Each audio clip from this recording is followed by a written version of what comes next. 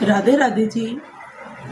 आजकल पैर की मोच की समस्याएं बहुत बढ़ रही हैं। ये कोई रोग नहीं है जिसके लिए कि हम एकदम डॉक्टर के पास भागें। डॉक्टर के पास जाने से पहले हमें अपने घरेलू उपचार ज़रूर करने चाहिए। मोच किसी भी कारण से आ सकती है।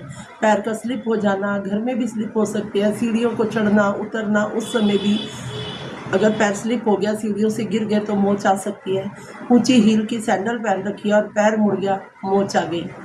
या फिर चलते चलते रास्ते में किसी गड्ढे के ऊपर पाँव आने से पैर एकदम अचानक गड्ढे में घुस गया तो तब भी मोच आ जाए। अगर ऐसे मोच आ जाती है तो उसका हम घरेलू उपाय कर सकते हैं। 2 चम्मच चूना लें, उसमें आधा चम्मच हल्दी मिलाएं, थोड़ा पानी डालकर उसको लिक्विड घोल कर लें और उसको एक पैन में डालकर आप गैस पर तब तक गर्म करें जब तक कि वो गाढ़ा ना हो जाए। गाढ़ा होने के बाद आप उसका गरम गरम लेप अपने मोच वाली जगह पर लगाएं और उसके ऊपर रुई रखें और पट्टी बांध दें। 2-3 दिन तक आप इस उपाय को करेंगे, आपके पाँव की मोच भी ठीक हो जाएगी और दर्द में भी काफ़ी आराम आएगा। इसके साथ साथ आप पाँव की सिकाई कर सकते हो, आइस पैड से भी सिकाई कर सकते हो। गर्म पानी में भी आप पाँव को कुछ देर डालकर बैठ सकते हो, उसमें नमक और कपूर मिलाकर पानी के अंदर और कुछ देर अपने पाँव को डिप कर बैठ सकते हो। उससे भी हमें बहुत आराम मिल जाता है। कभी हम कहीं बाहर घूमने गए हैं, जैसे अभी हमारे परिवार की एक बिटिया बाहर घूमने गई हुई थी, तो वहाँ पर उसका पाँव मुड़ गया। तो जब एक बार मुड़ा उसने कोई ध्यान नहीं दिया, लेकिन जब 2-3 बार हुआ तो फिर उसने ध्यान दिया क्योंकि दर्द बढ़ गई। देखा तो स्वेलिंग भी आ गई। तो आसपास डॉक्टर ना होने की वजह से किसी डॉक्टर को नहीं दिखा पाए उस समय, तो उन्होंने इसी उपाय को किया और उन्हें काफ़ी आराम आया इस उपाय से।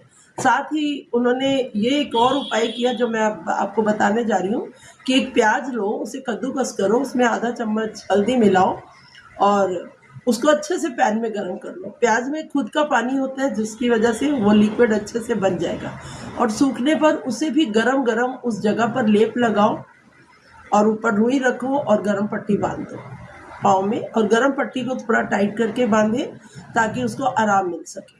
तो 2 दिन के बाद दोबारा से खोलकर आप इन्हीं उपायों को दोबारा से दोहरा भी सकते हो। और एक बात कि जब ऐसी कोई समस्या आ जाती है, किसी भी तरह की मोच जैसे पाँव में आना या हाथ में भी आ जाती है, हाथ में भी स्वेलिंग हो जाती है, तो हमारी माता जी सबसे पहले क्या करती थी कि दूध में हल्दी मिलाई और कि हल्दी वाला दूध पी लो, दर्द सारी खिंच जाएगी उससे।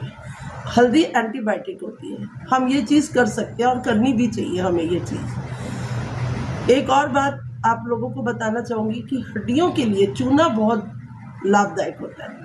आप अपने घर में 4 बंदों की या 6 बंदों की सब्जी बनाते हो तो उसमें एक चने की दाने के जितना चूना लो और पूरी सब्जी में मिला दो उसको और वो घर के सभी मेंबर खाएं। इस तरह से हम चूना सब्जी में मिलाकर खाने से हमारी हड्डियां मजबूत बनती है और जब हड्डियां मजबूत बन जाएंगी तो मोच की समस्या भी कम से कम हो जाएगी। धन्यवाद। आपको अगर ये उपाय अच्छे लगे हो अब मेरे कमेंट बॉक्स में ज़रूर बताएं। आपके पास कोई उपाय हो तो वो भी ज़रूर कमेंट में डालें। इन उपायों के साथ साथ एक और उपाय कमेंट बॉक्स में आने से और लोगों तक ये उपाय पहुंचेंगे और समस्याओं से राहत मिलेगी।